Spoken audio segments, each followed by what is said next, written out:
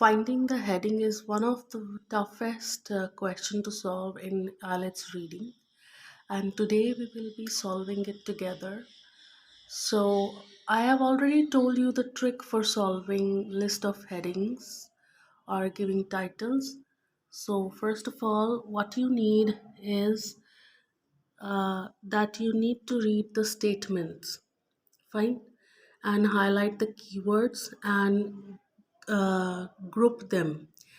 Here you might have seen that I have marked some of the slanting lines to show the group of similar statements.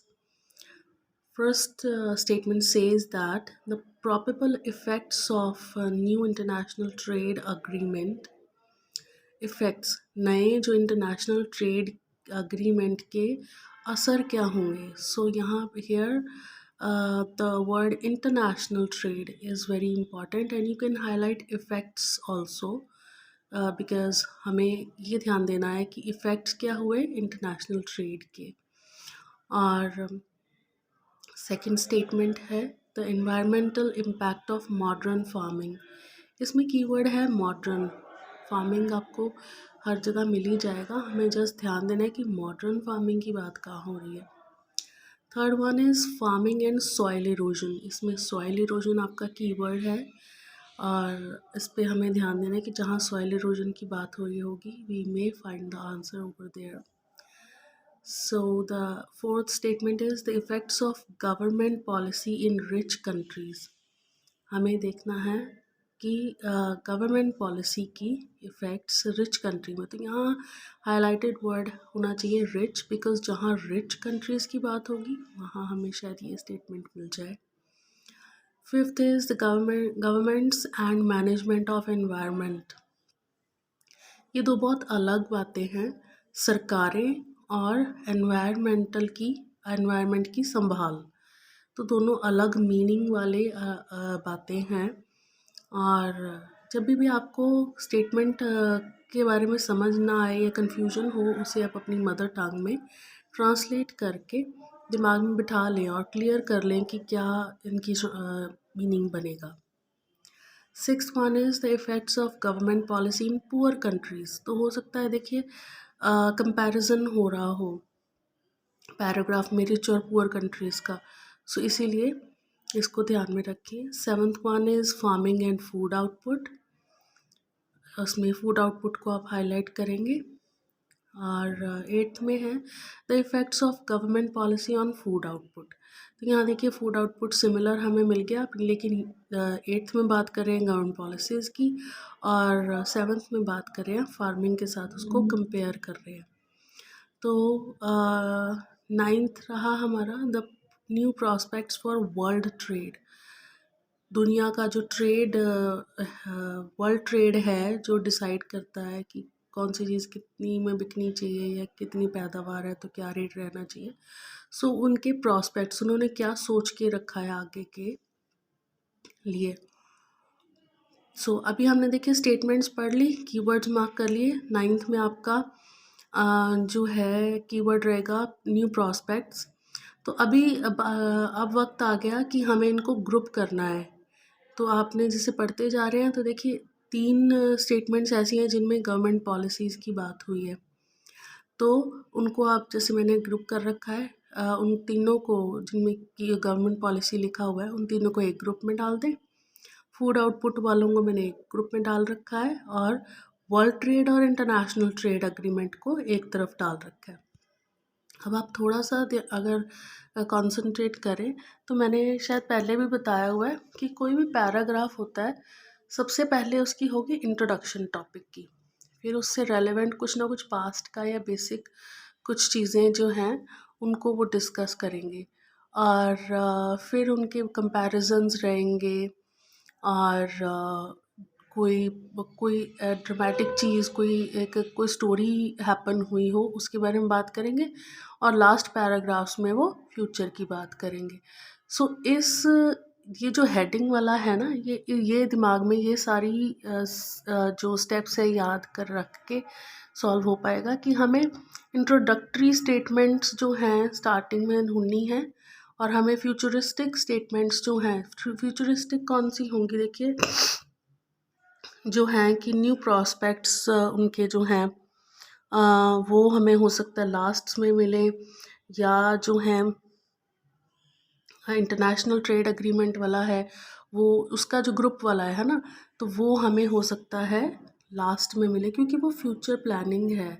कोई भी paragraph देखिए, introduction, कोई भी हम भी paragraph लिखने बैठते हैं राइटिंग टास्क में या कुछ भी है, आप पढ़ते हैं आर्टिकल्स तो देखते हैं ना कि इंट्रोडक्शन रहेगी टॉपिक की और थोड़ी सी रेलेवेंट इन्फॉर्मेशन, और लास्ट में आप उसकी जो है फ्यूचरिस्टिक अप्रोच बता रहे हो, पढ़ते हैं किसी भी आर्टिकल में। तो सेम इसमें यही होता है, और ये आर्टिकल्स ही होते हैं बेसिकली।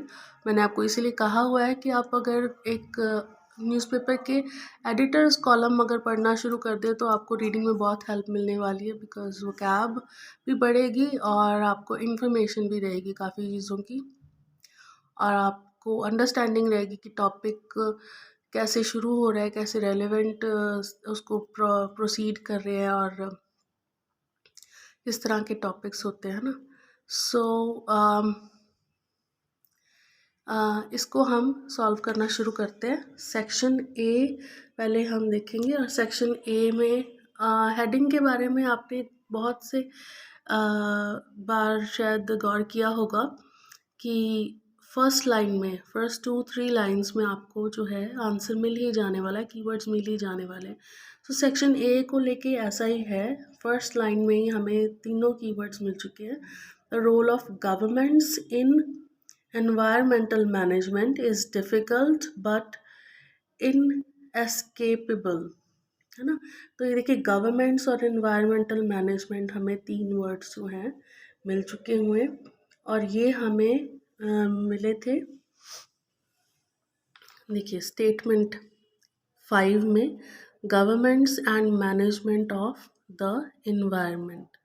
सो ये इसका फर्स्ट सेक्शन ए का आंसर रहेगा 5, क्योंकि और इस पैराग्राफ में ढूंढने बैठूं तो मुझे और कोई कीवर्ड दूसरी स्टेटमेंट्स का नहीं मिल रहा, कोई पुअर रिच कंट्री नहीं आ रहा, कोई वर्ल्ड ट्रेड का नहीं आ रहा, है ना। तो यही है इसका answer. Moving to section B, section B की फर्स्ट लाइन पढ़ते हैं। No activity affects more of the earth surface than farming, it shapes a thing planet's land area and counting Antarctica and the proportion is rising। देखिए अर्थ के surface और shape के बारे में किसी भी इन स्टेटमेंट्स में बात नहीं की गई है ना, तो फर्स्ट लाइन में तो हमें नहीं मिला, हम थोड़ा सा आगे पढ़ेंगे। वर्ल्ड फूड आउटपुट पर head has Ryzen bye 4% between the 1970s and 1980s, mainly as a result of increase in yield। Yield का मतलब होता है फसल कितनी हुई है, from land already in cultivation, but also because more land has been brought under the plough, खुदाई में। सो फूड आउटपुट वाली 2 स्टेटमेंट्स थी हमारे पास, farming and food output, effects of government policy on food output.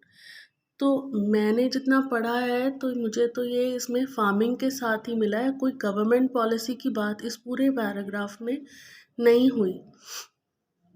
तो without a doubt you can mark statement 7 farming and food output, right। और जो statement आप चाहते कि इस पेयर में आपको एक श्योर स्टेटमेंट मिल गई है, तो आप इसको 8th को क्रॉस कर सकते हैं और 7 को यहाँ पे मार्क कर सकते हैं। और सेक्शन सी में जो है आप पढ़ के देखते हैं। ऑल दीज एक्टिविटीज़ में have damaging environmental impacts, for example land clearing and agriculture is a great largest single cause of deforestation, chemical fertilizers and pesticides। So इसमें देखिए सॉइल इरोजन मुझे मिल गया, इंटेंसिव फार्मिंग मिल गई, तो सॉइल इरोजन वाला एक हमारे पास स्टेटमेंट है, हम इसको थोड़ा सा ध्यान से पढ़ते हैं। More intensive farming and abandon of fallow periods tend to exacerbate soil erosion, and spread monoculture and use of high yielding varieties of crops have been accompanied by the disappearance of old variety of food plants, which might be provided some insurance against pests and diseases in future. सो देखिए ये जो है ये in future और comparison होना old के साथ, ये सब मुझे अंडरस्टैंड करवा रहा है कि it is matching with the statement second, the environmental impact of modern farming. क्योंकि पुराने मेथड्स की बात कहीं और हो ही नहीं है। Soil erosion farming and soil erosion नहीं हम कर सकते, बिकॉज़ इसमें सॉइल इरोजन की अकेले बात हुई है, उसको उसके साथ फार्मिंग के साथ कंपेयर या कुछ करके नहीं देखा हुआ। तो इसको और पढ़ लेंगे जैसे आप और श्योर हो जाएगा। देखिए यहाँ दोबारा हम soil erosion threatens the productivity, हम आगे भी पढ़ के देखें। तो productivity of land in both rich and poor countries, the United States, where the most careful measurement have been done, discovered in 1982 that about 1/5 of the farmer land was losing topsoil at a large, likely to diminish the soil productivity। तो ये देखिए ये impacts की बात हो रही है कि modern technology ने क्या असर किए हैं। ज़्यादातर उस बार के बारे में बात हो रही है। रिच और पुअर कंट्रीज़ के बारे में जस्ट एक रेफरेंस है, जबकि हमारे पास जो रिच और पुअर की स्टेटमेंट थी उसमें गवर्नमेंट पॉलिसीज़ की बात हुई है। तो यहाँ गवर्नमेंट पॉलिसीज़ की बात नहीं हुई रिच और पुअर कंट्रीज़ के साथ। तो जो है कंफ्यूज ना होते हुए इसमें इफ़ेक्ट्स की बात हुई है, तो we can mark second option, the environmental impact of modern farming. ठीक है, तो आप ये ध्यान से पढ़ेंगे, कुछ पैराग्राफ्स को आपको पूरा पढ़ना पड़ता है टू बी श्योर। इसमें ऐसा ही है कि ये पैराग्राफ अंडरस्टैंड करने वाला था सही स्टेटमेंट तक पहुंचने के लिए। सो आप जब आपको थोड़ा सा कंफ्यूजिंग लग रहा हो तो आप पूरा पैराग्राफ पढ़ लें। नेक्स्ट पे चलेंगे, सेक्शन डी, गवर्नमेंट पॉलिसीज़। चलिए अब यहाँ पे हमारे पास 3 स्टेटमेंट्स हैं जिसको हमें गवर्नमेंट पॉलिसीज़ के साथ मैच करना है। अब देखते हैं यहाँ पे रिच पुअर कंट्रीज़ या फूड आउटपुट, इनमें से कौन से 3, इन रिच पुअर और फूड आउटपुट, इन तीनों में से गवर्नमेंट पॉलिसीज़ किसके बारे में बात करेगी। Government policies have frequently compounded the environmental damage that farming can cause in rich countries. Subsidies for growing crops and price supports for farm output। देखिए फार्म आउटपुट है, फूड आउटपुट नहीं, so don't get confused। Drive up the price of land, the annual value of these subsidies is immense, about 250 billion for or more than all World Bank lending in the 1980। तो world bank की बात हुई है, world trade की बात नहीं, so don't get confuse. वैसे भी हमें फर्स्ट लाइन में मिल ही चुका है कि गवर्नमेंट पॉलिसीज़ और rich countries, so you can surely mark statement 4, the effects of government policies in rich countries, right. क्योंकि पुअर कंट्रीज़ की बात नहीं हुई, फूड आउटपुट की बात नहीं हुई। आप एक बार इनको, अगर आपको स्टिल डाउट लगे ना कि जो है हो सकता था पुअर कंट्री होता, फूड आउटपुट होता, तो आप रफली एक बार ही सेक्शन डी का रिच कंट्री वाला 4 मार्क करके रख लें, और अगर आपके पास बाद में टाइम बचे then confirm it, otherwise you can go for it. आपको फर्स्ट स्टेटमेंट में क्लियरली मिल जाए तो जस्ट मार्क इट। हमें एक क्वेश्चन पे 1 मिनट ही स्पेंड करना है। सो सेक्शन ई का आंसर ऑलरेडी सॉल्व किया हुआ है यहाँ पे, सेक्शन एफ का सॉल्व करके देखेंगे। अब सेक्शन एफ देखिए, लास्ट पैराग्राफ है हमारी। एक गेसिंग थी कि फ्यूचरिस्टिक बात होती होगी, तो फ्यूचरिस्टिक हमारे पास 2 स्टेटमेंट हैं कि probable effects of new international trade government agreement और new prospects of world trade. इन दोनों में से कुछ होना चाहिए, हम एक ये गेस लेके चल रहे हैं। तो पढ़ते हैं first line, The result of arguing round of world trade negotiation is likely to be a reduction of 36% in average levels of farm subsidies paid by the rich countries. Some of the world food production will move from world Western Europe to regions where some of the world fruit subsidies are lower or non-existent, as the former communist countries and parts of the developing world. हाँ जी, हमें अब यहाँ world trade जो है keyword तो मिल चुका है। एक बारी हम कंफर्म कर लेंगे कि इंटरनेशनल ट्रेड अग्रीमेंट की बात कहाँ हो रही है, अगर हो रही है तो आगे some environmentalists worry about this outcome. It will undoubtedly mean more pressure to convert natural habitats into farmland, but the um, but it will also have many desirable environmental effects. The intensity of farming in rich world should decline, and the use of chemical inputs will diminish. Crops are more likely to be grown in environment to which they are naturally suited. इसमें देखिए, अगर आप ये sentence पढ़ते जाएं तो आपको दिखेगा कि ये लोग क्या करना चाहिए उसके बारे में बात ज़्यादा कर रहे हैं, और इंटरनेशनल ट्रेड अग्रीमेंट की तो बात कहीं नहीं हुई है। फर्स्ट स्टेटमेंट को फिर एक बारी पढ़ेंगे। A result of arguing round of world trade negotiation. So ये इंटरनेशनल ट्रेड अग्रीमेंट का सिनोनियम है। World trade negotiation is likely to be a reduction of 36%। Likely to be मतलब होने वाला है, प्रॉस्पेक्ट्स की बात हो रही है ना। तो एक स्टेटमेंट है the probable effects of new international trade.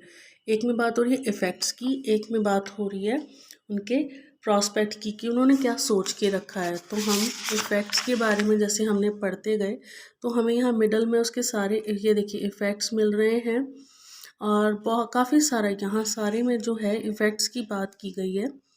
सो इसका आंसर रहेगा 1, स्टेटमेंट 1, इंटरनेशनल ट्रेड एग्रीमेंट के इफ़ेक्ट्स, ना कि उसके प्रॉस्पेक्ट्स। ठीक है, तो इस चीज़ में थोड़ी सी कंफ्यूजन रही स्टार्ट इस स्टेटमेंट को लेके कि लाइकली प्रॉस्पेक्ट्स की बात भी आ रही थी, लेकिन इसमें जब से आगे बढ़ते गए तो उन्होंने इफ़ेक्ट्स की बात ज़्यादा की है। Crops are likely to be grown, है ना, और incentive management their land to manage their land in ways that are sustainable in long run. So दो पैराग्राफ्स थे जिनको हमें पूरा पढ़ना पड़ा for the clarity of the statement, section F और सेक्शन सी। तो आपको डेफिनेटली हेडिंग वाले क्वेश्चन पैटर्न में ऐसे एक दो पैराग्राफ मिलने वाले हैं जिनको आपको पूरा पढ़ना पड़ेगा।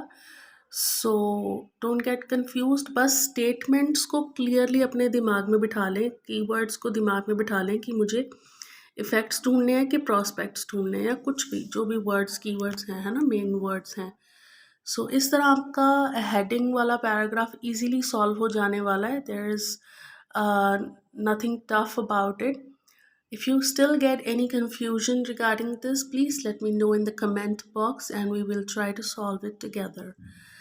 If you need live classes, then please let me know in the comment box, and please like, subscribe and share my channel.